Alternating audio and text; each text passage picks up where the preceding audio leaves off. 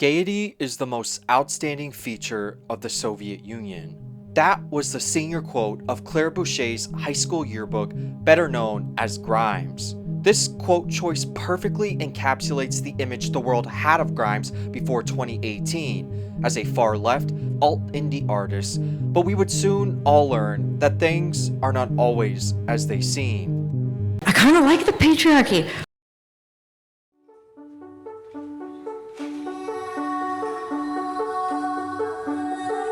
Grimes started her career in the underground Montreal music scene, crafting an alternative, experimental image and sound, and her quirky interviews, colorful hair, gender-fluid appearance, and how outspoken she was on social issues made many perceive her as this down-to-earth, relatable, indie, progressive underdog. However, this illusion would all come crashing down when she began dating Elon Musk in 2018, and the many, at times unbelievable controversies that followed would shock and horrify her fans. Dating the richest man on earth in a time of immense social unrest and wealth inequality felt like a betrayal of her previous leftist roots. Seemingly supporting white supremacism in tweets, aligning herself with AI and techno-fascism, publicly supporting Elon's business practices, and even having the father of her child orchestrate an ongoing coup of the US government while her toddler runs around the White House made almost every fan question, how did we get here? How did Grimes fall so tragically from grace?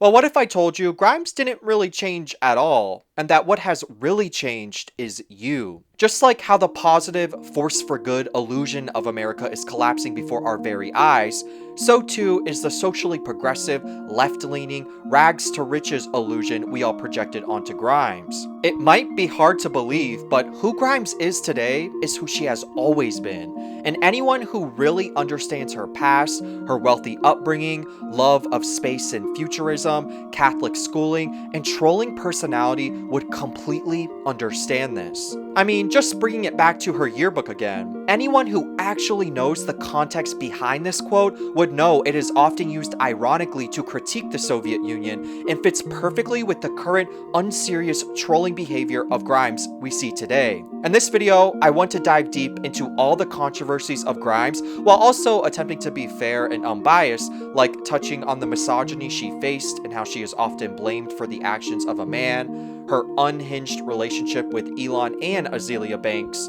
the fascinating way transhuman futurism filled the void her Catholic faith left, how capitalism creates the illusion of choice, why indie artists are almost always from rich backgrounds, and how at the end of the day, Grimes never fell from grace.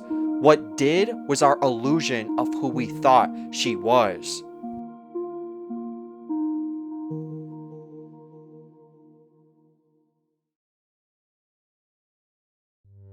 Back in June of 2025, Grimes canceled her World Pride event in Washington, D.C., citing family issues, and many people weren't buying it. With the unprecedented fascist takeover of the United States occurring at breathtaking speeds, and with Grimes' ex Elon helping innovate authoritarianism by using AI to launch a coup against the US government, many felt Grimes was canceling due to other reasons. I mean, it is literally insane that we live in a timeline where Trump is president again, and our fave indie alt girl had a child with a literal billionaire Nazi. How did someone who was seen without question as feminist, progressive, supportive of LGBTQ rights, and even communist adjacent in the 2010s become someone who said patriarchy is good actually, and that they are unapologetically proud of white culture? Well, like I said, it's a bit more nuanced and not as shocking as you would think when you understand who Grimes really is. Wake up in the morning, daily motivation, smash the patriarchy.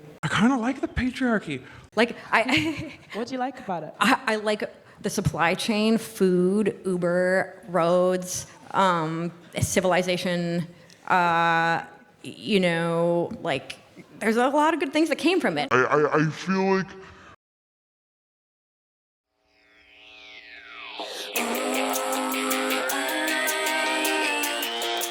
In 2015, Grimes created a character named Rococos Basilisk for a music video for her song Flesh Without Blood from her newest album Art Angels. I don't know if you've heard of Rococos Basilisk, she told Fuse.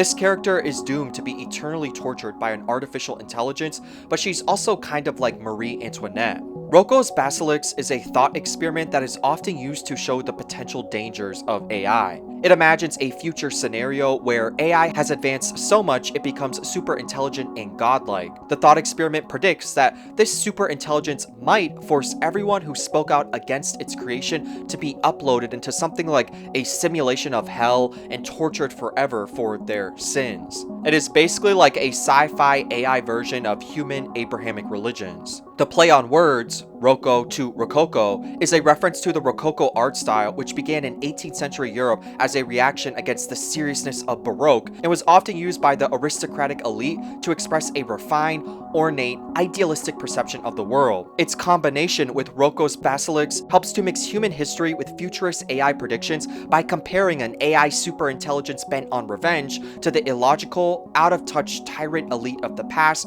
using satire to help make its point. I am become meme. Yeah, pretty much. In 2018, Elon Musk thought of the same play on words, and before deciding to tweet it, he searched the term Rococos Basilisk and found that Grimes had already thought of it, and the two quickly began exchanging messages on Twitter. Grimes and Elon would continue to tweet back and forth, exchanging compliments and jokes, with most fans not really aware of their budding relationship until May of 2018, when they went to the Met Gala together as a couple. This led to immense backlash from fans, with many immediately noticing that Grimes had removed the anti-imperialist label from her Twitter bio, which some thought might have to do with the fact that Elon Musk comes from an apartheid South African family who got their wealth from imperialism. Grimes responded to this backlash by saying she had removed anti-imperialist in favor of baby Wolverine months before she started dating Elon. However, other fans showed screenshots with the two already in her bio and felt she was gaslighting them. This was one of the first things that began to show us that the person we thought Grimes to be was an illusion at best,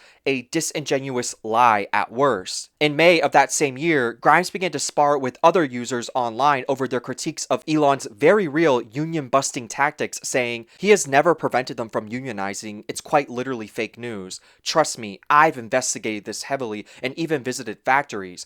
I have the receipts, but since it affects others, I'll wait till I am not imminent with new music before I answer more queries." And I just want to say, she literally took the "I'm special and I actually know everything because I'm the one dating him" approach after only like 3 weeks of dating. And honestly, I completely understand how so many people were turned off by this and began to view her as literally dumb or easily manipulated. But this is also where I want to bring this back to Grimes removing anti-imperialist from her bio, and how I don't think that showed some sudden change and instead was more representative of who she had always been. And we have breaking news, momentous news, really. CBS projects that Senator Barack Obama of Illinois will be the next president of the United States. What we saw in the late 2000s and early 2010s was the mainstream rise of social progressivism, thanks in large part to the election and re-election of Obama, and there really was this end of history sentiment in the culture and a real belief that social progress was linear and inevitable. Grimes grew up before this liberalism became mainstream, during the edgelord, offending people as peak comedy era of the 90s and 2000s, but would begin her career in the late 2000s and blow up in 2012, right when dark humor was largely being replaced with social progressivism. And I'm just gonna be really honest. I'm gay. All you would see on YouTube were creators coming out and being embraced, feminist messaging everywhere, and utopian visions of the future due to the promises of all these new technologies which were just around the corner. I grew up during this time, and it is genuinely hard to believe now, but I truly felt that racism and bigotry were dying out and that social progress was unstoppable. So basically, it was cool to be woke, progressive, and optimistic. What I think Grimes removing anti-imperialist from her bio shows was that that for her, and many, many others, liberal wokeism was simply a trend. In some ways, what I am describing is just white feminism, or the concept of supporting issues when they are directly affecting you, like misogyny, but excusing others that don't, like racism or homophobia. It's a form of performative activism for social currency, and what the Trump presidency showed us was that for vast numbers of people, it was performative and shallow all along. Once the tides turned and public opinion inevitably shifted, so too did these people's bios and hashtags, and it was as if they were never liberal in the first place. We saw the same thing happen again when people who supported BLM in 2020 were suddenly also seen celebrating Trump's win in 2024 and talking about how sick and tired they were of the woke movement during it all. So Grimes removing anti-imperialist from her bio, if it was because of Elon, wasn't some sudden personality change, but possibly just a reversion to a previous, more authentic viewpoint she already had. In June of 2018, Grimes and Azealia Banks announced an upcoming collaboration that unfortunately fell through, and the drama that ensued was genuinely wild. Whatever little raggedy alien sex that y'all was trying to set me up for. So the fallout started when Azealia Banks arrived at Elon's LA home in the early hours of August 10th, 2018, where she would meet Grimes for the collab. This is when Azealia first saw Elon while waiting for Grimes, saying, "I saw him in the kitchen, tucking his tail in between his legs, scrounging for investors to cover his ass after that tweet. He was stressed and red in the face. He's not cute at all in person." The tweet she's talking about was from 3 days prior on August 7th when Musk wrote, "Considering taking Tesla private at 420, funding secured." The announcement made Tesla shares skyrocket, closing the market at an 11% rise, which brought Elon's net worth up to $25.8 billion, earning him $1.4 billion in a single day. Obviously, this was just dumb, but apparently also illegal, as Elon claimed he had already secured the funding, which our girl Azealia helps to point out he most likely did not, with the SEC then opening an inquiry into his announcement for possibly violating US securities law. So Azealia is basically at this giant mansion, presumably in the guest area of the home, waiting to see Grimes, with Grimes and Elon going in and out to different events, doing drugs, and just saying some really weird things. On August 12th, Azealia wrote on Instagram, "Staying at Elon Musk's house has been like a real-life episode of Get Out. Waited around all weekend while Grimes coddled her boyfriend for being too stupid to know not to go on Twitter while on acid." Azealia also said that, for some reason, they told her not to bring her boyfriend to LA during the trip, which made her assume they wanted to do a threesome, and she then began questioning if Grimes even wanted to do a collab at all. Azealia would end up leaving Elon's home feeling stood up and played, which is when she would release and post many Instagram stories and screenshots of her and Grimes' conversations, where she would make unhinged statements about Grimes' appearance, her drug use, and her relationship with Elon. And when I showed up, he was like, "You know, you're like my first real house. It's like, I'll be trying to bring people over. He doesn't really let anybody come over, blah, blah, blah." And then once you told me that my boyfriend couldn't come, it was just like, okay, why can't my boyfriend come? He's an engineer, bitch. Aren't we making music? Whatever little raggedy alien sex that y'all was trying to set me up for. I need to watch all this weird, like, alien, weird white girl, Wicca, Urban Outfitters magic off of me, okay? I need to go pray.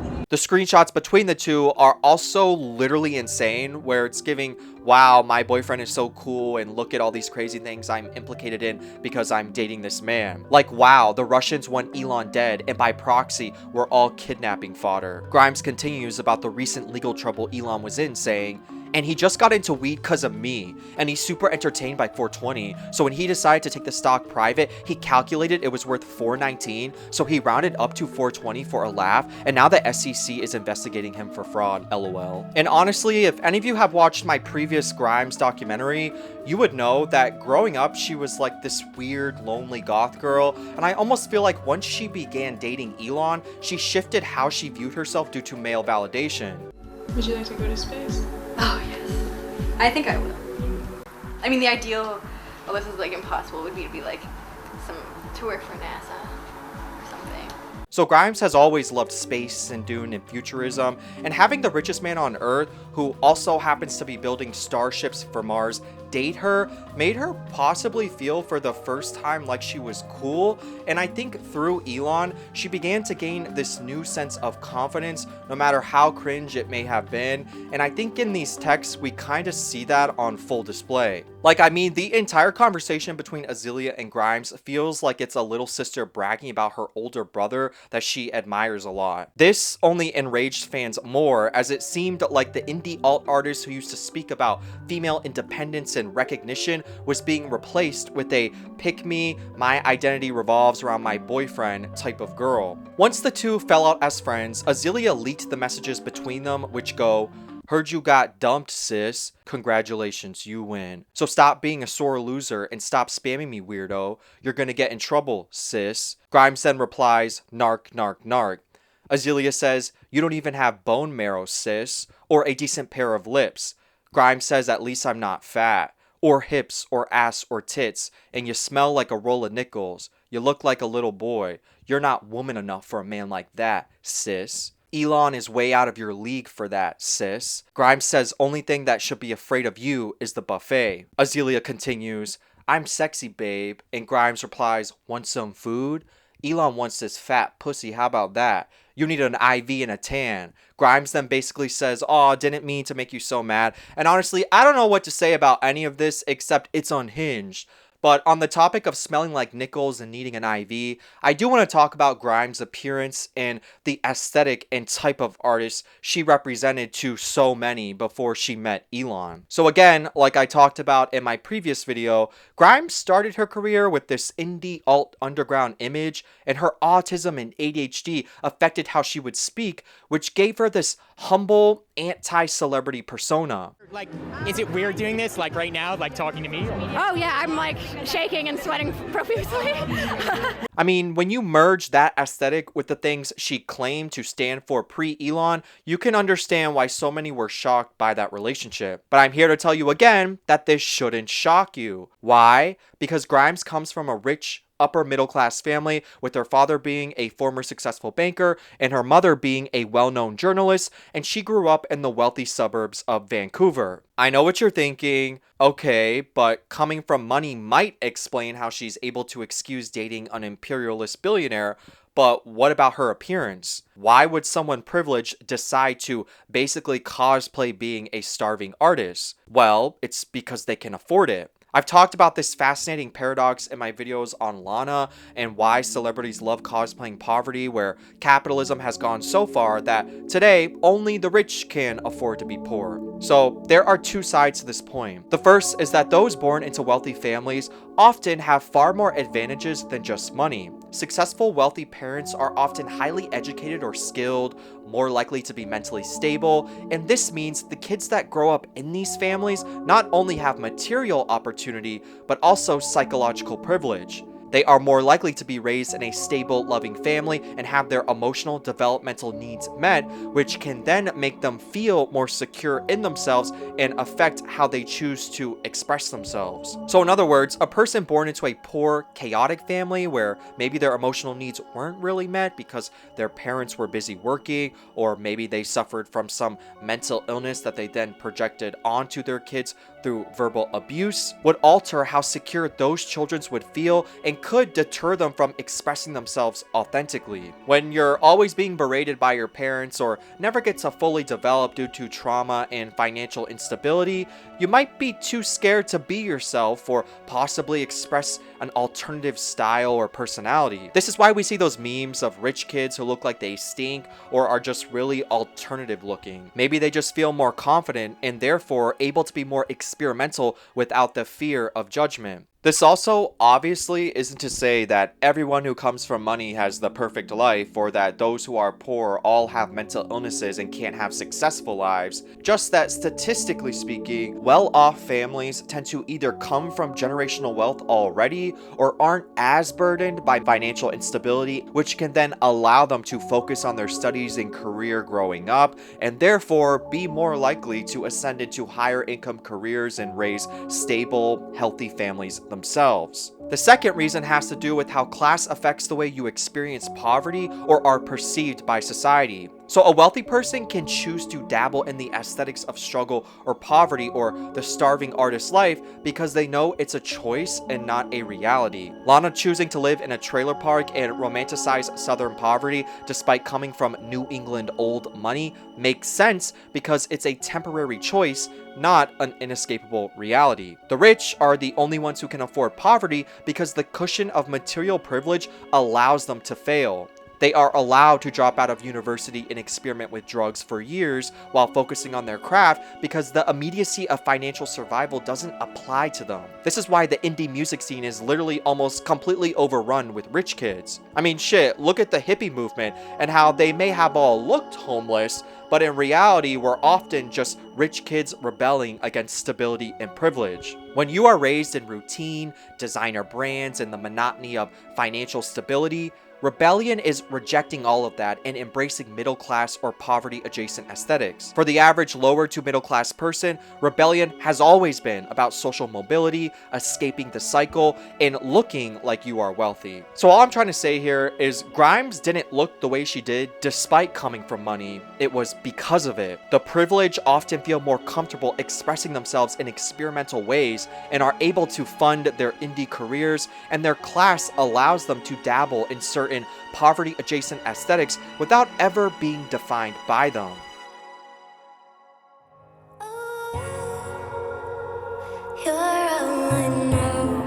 On February 21st, 2020, Grimes would release her highly anticipated 5th studio album, Misanthropocene. The name of the album, Misanthropocene, was a combination of misanthrope and Anthropocene. A misanthrope is someone who avoids or dislikes humanity, and Anthropocene is a new proposed geological epoch due to humans becoming the most influential force shaping the geological record. In a single lifetime, we have grown into a phenomenal global force. We move more sediment and rock annually than all natural processes, such as erosion and rivers. We manage 3/4 of all land outside the ice sheets. Greenhouse gas levels this high have not been seen for over 1 million years. We are altering Earth's natural cycles. We have entered the Anthropocene, a new geological epoch dominated by humanity. Grimes explained the album concept in a post on Twitter saying, "It's a concept album about the anthropomorphic goddess of climate change, a psychedelic, space-dwelling demon beauty queen who relishes the end of the world. She's composed of ivory and oil. I love godly personifications of abstract horrific concepts, for example Mars as the Roman god of war, so I wanted to update the list to include our modern issues. Each song will be a different embodiment of human extinction as depicted through a pop star demonology. The first song, We Appreciate Power, introduced the pro-AI propaganda girl group who embody our potential enslavement at the hands of artificial general intelligence. Climate change is something I'm only ever confronted with in a sad, guilty way. So my goal is to make climate change fun, lol. I mean, everybody loves a good villain, so maybe it'll be a bit easier to look at if it can exist as a character and not just abstract doom." I honestly enjoyed this record, and I really do love concept albums, and especially the use of mythologization in art. I've touched on romanticization and mythologization a lot in my previous videos on Ethel Cain and Lana Del Rey, and I do think it helps humans grasp larger abstract concepts as well as helps to give certain things better significance. I mean, humans have been personifying and mythologizing their culture and experiences since we gained complex sentience, and so I think it's refreshing to see Grimes do what she has always done since Getty Primes, which is mixing the past and future using religion and mythology to give it significance. But a lot of people still felt conflicted with this new direction Grimes was headed. For instance, while the album was conceptual and the many themes and songs not meant to be literal or reflective of Grimes' actual beliefs, some felt it was still out of touch, distasteful, and even pretentious, especially given all the controversy from her recent relationship with Elon. For example, the single We Appreciate Power was made from the perspective of an AI propaganda band, and the lyrics were literally intended to be propaganda.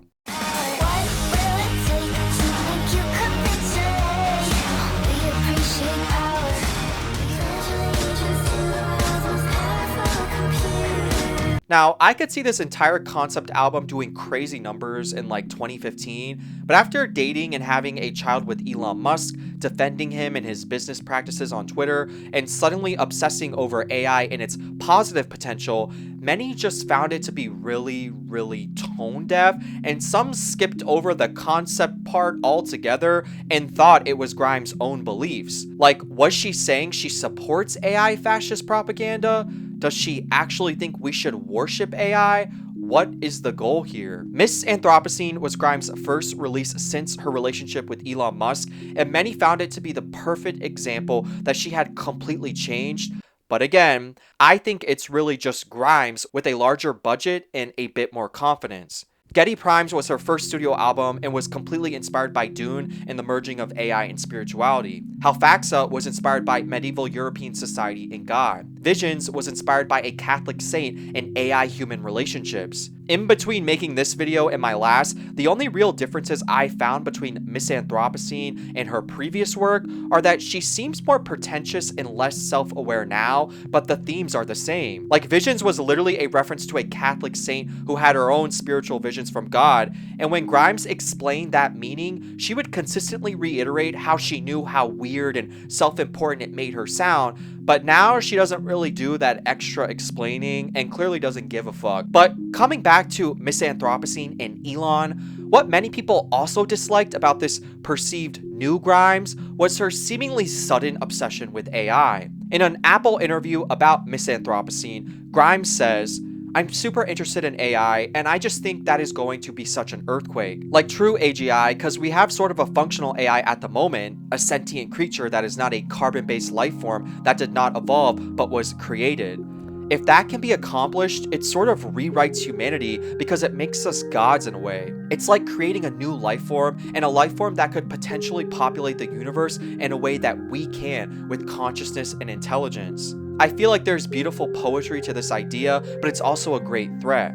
I just kind of straight up thought it would be kind of funny to make a song about how I pledge allegiance to the robot overlords or whatever. But like, the second AGI comes into existence, and in particular hits the internet, it's gonna know everything about all of us, and theoretically have the potential to sort of seize control over everything. So it just sort of seems fun to imagine, LOLs. Grimes has always been fascinated with futurism and AI, but after her relationship with Elon, she started doing all these interviews and talks that many felt she wasn't qualified to do. Like, imagine if Russia and Ukraine were just like doing it in Fortnite. Wow. Suddenly, she's hosting all these events on AI and the future of humanity as if she had any real authority on the matter, and many continue to see her as high on her own supply, or that she was devolving into an egotistical, pretentious person. Some of her most controversial takes include saying she, quote, thinks Russia and Ukraine should just battle it out in Fortnite, that we should dismantle copyright laws, that she wanted to upload her consciousness, and that AI would lead to real communism in a utopian society. There are a million reasons people had issues with all of those statements, but I think the last one about AI leading to communism is a perfect example of Grimes' class and short-sightedness. Now, this concept of AI leading to communism is not new or unique to her, but many people felt it was naive not to point out that in order for that to happen, you would have to assume that capitalism encourages innovation for the sake of technological and humanity's progress, when in reality, all it supports is innovating different modes of profit, like commodifying things that could essentially already be free. Planned obsolescence is a perfect example of this. So yes, it's possible that AI could bring about a classless society where work is optional, but you would also have to assume that the capitalists would cede their power and stop monetizing everything, which literally every current event shows us will probably never happen. So in other words, these sorts of statements made many people view Grimes as this in-over-her-head, naive rich girl who got a taste of global fame and influence thanks to Elon and now thinks she's an expert on technology and economics. But I did want to dive a bit deeper into this utopian belief in future technology Grimes has, because it's not limited to her, and when you understand her Catholic upbringing and the human desire to transcend the human experience, it makes a lot more sense. So what I mean by this is that when you look at most human religions throughout history, they tend to offer a path to transcendence. Religions are not just ways to cope with suffering, but are also instruction manuals on how to escape the human experience so you don't have to be limited by biology and death any longer. Believe in me and you'll live forever. Worship me and you'll get special privileges. Follow my path and you'll escape the cycle of suffering and be enlightened, etc., etc. So in this way, what we see happening today as religion continues to decline worldwide is that some people are replacing this transcendent belief in non-physical deities with a belief in physical technology.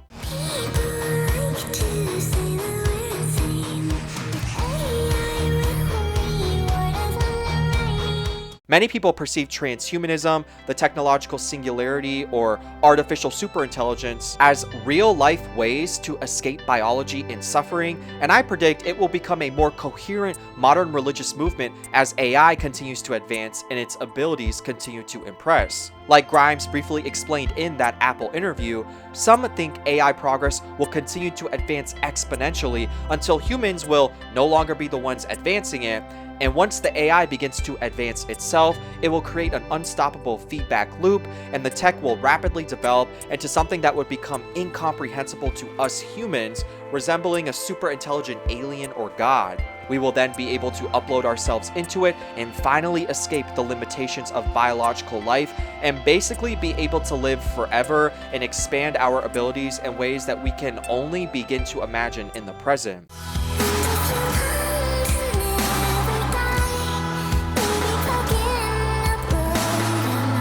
So this idea becomes a sort of technological rapture, and many people view this optimism as not only naive but also dangerous, and point out that even if this sort of technology is invented, most likely the rich and powerful will be the only ones allowed to utilize it while we all rot here on Earth. Grimes' embrace of these sorts of ideas made her seem further and further out of touch because she never talks about them with any real mention of class, regulation, or how the immense wealth these technologies will create will be shared by everyone instead of just benefiting the already super rich. Naomi Klein has done some really fascinating work on all of this and how the super rich are merging Abrahamic end-time beliefs with technology, and how their desire to transcend to other planets or retreat into highly fortified utopian city-states mirrors the belief that the moral ones who believe in God will be raptured and saved while everyone else suffers, as told in the Bible. And this brings us to Curtis Yarvin.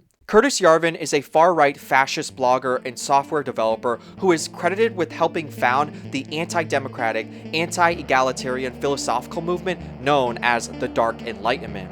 He literally believes that authoritarianism is superior to democracy, that a CEO dictator should run the US, that the government should be transformed into a highly profitable entity and reshaped into a techno-monarchy. He has openly said he thinks the civil rights movement was a mistake, that slavery was justifiable, and that racial superiority is proven. His ideas have also influenced J.D. Vance and the mega donor Peter Thiel. What's even more fascinating, or tragic, is that Elon Musk's family openly supported the Nazis in World War II, and his grandfather, Joshua Haldeman, was a political activist who argued that technocracy should replace democracy, or the idea that technocrats should run societal systems rather than elected officials. The Canadian government regarded Technocracy Inc. as a subversive, dangerous organization during World War II, and it was banned, and Elon's grandfather was arrested for distributing materials seen as seditious. Back in 2023, a photo surfaced online of an art piece Grimes had drawn on a whiteboard at a party.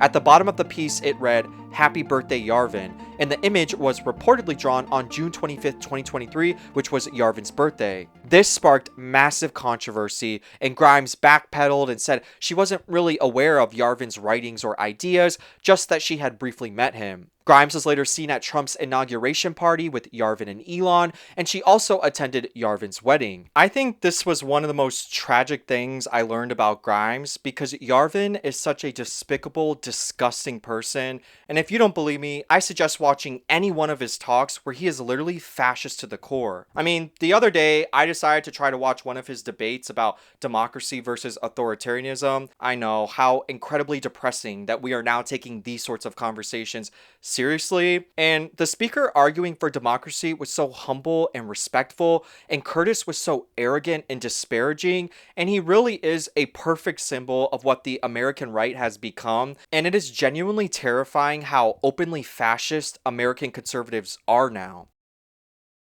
In 2022, Grimes was a guest on Lex Fridman's YouTube podcast. They would discuss numerous topics from AI and the future of tech to deeper philosophical subjects. What stood out to many, and would later become a viral meme, is that Grimes said if she could have a dinner with anyone, dead or alive, she would choose Hitler and Stalin because she, quotes, wants to understand evil. If you could be someone else for a day, someone alive today, but somebody you haven't met yet, who would you be? Would I be modeling their brain state, or would I just be in their body?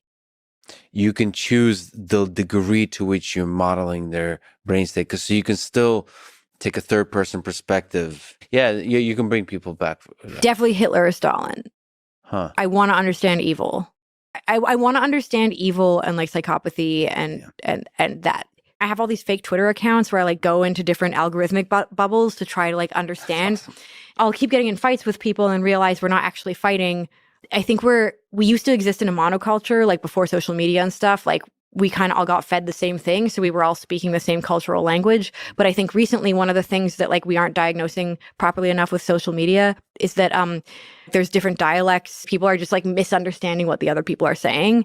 And like I just got in a fight with a friend about like anarchism and communism and shit for like 2 hours. And then by the end of the conversation, like, and then she'd say something and I'm like, but that's literally what I'm saying. And she was— I think that what she showed here, and honestly throughout the entire podcast, was again, just how in over her head she is, and also reminds me so much of how the super rich thing. I genuinely do not know if Elon is paying her, or just if their relationship in general made her album sales take off, but every time I hear her speak, she'll say something kinda interesting, but then quickly go off this pretentious deep end and say the most surface level take and act as though it's some profound discovery. I just find it so similar to the billionaires who were born into privilege and never really had to advance or prove their abilities like the rest of us, so they end up sounding incompetent and consistently pretentious. I think that through dating Elon, Grimes has been around so many powerful people that she might think she's now one of them and that she automatically is an expert on all of these things. But none of this would really top the tweet she made at the end of 2023 where she said, "I'm called a Nazi because I happily am proud of white culture. But every day I think fondly of the brown king Cyrus the Great, who invented the first ever empire, and the Japanese icon who wrote the first novel ever. What if humans just loved each other? History teaches us that we have all been and will always be gray." This literally led to yet another huge shitstorm, and Grimes was basically labeled a Nazi from that point forward, and she would continue with these pretentious "let's all love each other and sing kumbaya and stop the hate" tweets. In February of 2025, she finally responded to all of this and said, "I'm happy to denounce Nazism and the far alt-right. Would that help clear things up? I've just gotten out of breakfast and have to catch a flight, and I'm still debating how to approach things diplomatically because I feel in over my head. But if there's concern about that, I am happy to set the record straight in a meaningful way. If I don't respond for another 5 hours, it's because there's no Wi-Fi on my flight." That specific tweet was so triggering to me because growing up, I had a narcissistic friend who would say shit just like that when I was upset, and it's such a "sorry if I made you feel that way, oh, here you go again, why are you making things such a big deal" response. I mean, she's basically saying, "Y'all are so annoying. Will these words make you all leave me alone? I'm too busy jet setting around the world for all of this right now." I think it really does perfectly show who Grimes has become, and again, who she has always been. Grimes is not this down-to-earth indie alt girl who's just like everyone else. She has always been a rich girl who was privileged enough to focus on her craft without the fear of financial stability. She has always been an opportunist and someone who never really stood for anything except the concepts that fascinate her, like AI and space exploration. If getting closer to the subjects she cares about means aligning herself with fascists and billionaires, so be it, because to her, it's not that deep. Now, I know many of you watching right now, after everything we've uncovered, are probably wondering why I said earlier in the beginning of the video that many of the things said against Grimes were misogynistic, or even that her relationship with Elon is understandable when you take into account the circumstances capitalism creates.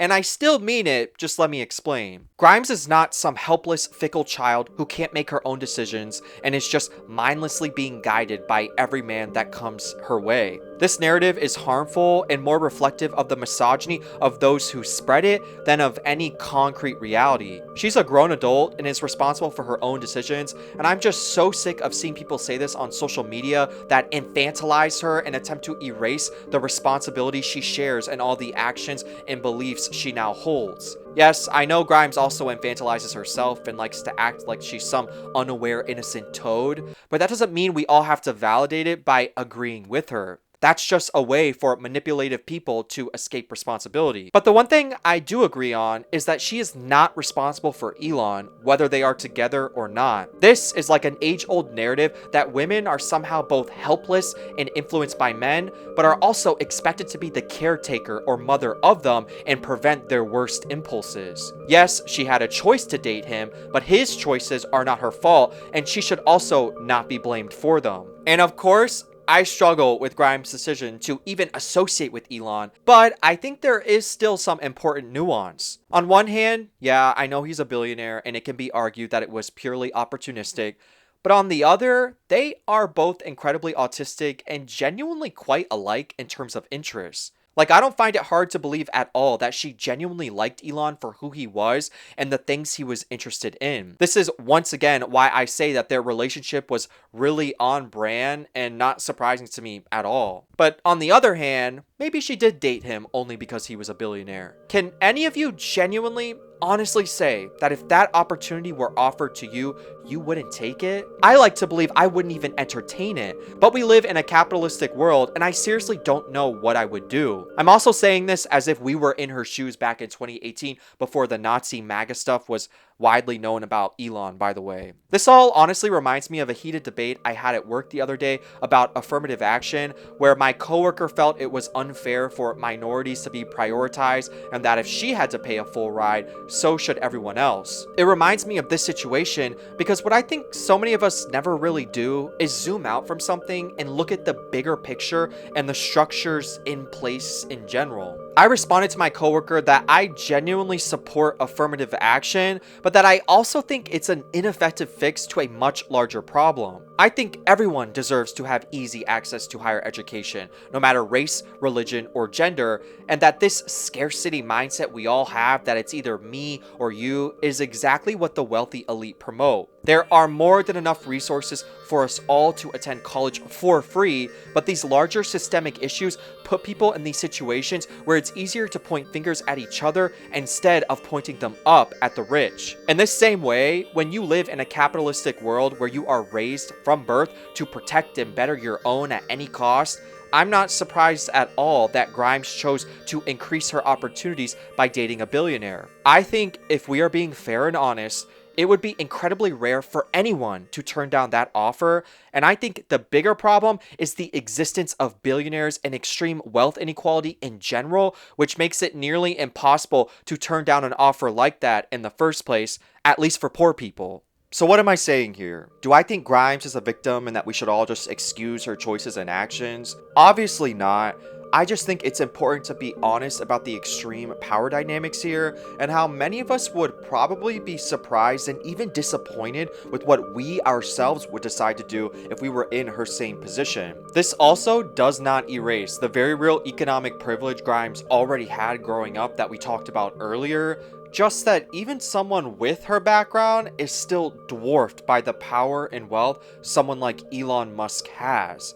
It is all relative, and being worth nearly $500 billion is genuinely hard for the human mind to fathom. This is what I meant by capitalism creating the illusion of choice. The illusion isn't just limited to the products we can buy or the jobs we can work, but also the people we choose to associate with. Such extreme wealth disparities and a culture of survival of the fittest competition make the ability to turn down something like that really difficult for many, especially if you were already relatively relatively poor. I'm also not trying to say everyone would be incapable of turning down someone like Elon Musk, just that I think it would be a lot more common to excuse his insanity for a chance at bettering your material circumstances than we would like to imagine, but maybe I'm just being too cynical here. But again, the main point of this video is that I don't think Grimes had some tragic downfall. I see it as a mask-off moment where we are shown who Grimes actually is and how, like for many others, she doesn't really stand for anything at all except what immediately benefits her. There is also a pretty compelling argument to be made about parasocial relationships and how people often project an idealized image onto a celebrity that never existed, and that what we are seeing with Grimes is that parasocial image kind of melt away. But I'll save that topic for another video, so definitely subscribe if you're interested in something like that. But let me know what you guys think. Do you like Grimes or do you hate her? Were you surprised by her evolution, or do you also think it's pretty much on brand? Let me know what you all think, and I hope you all enjoyed this video.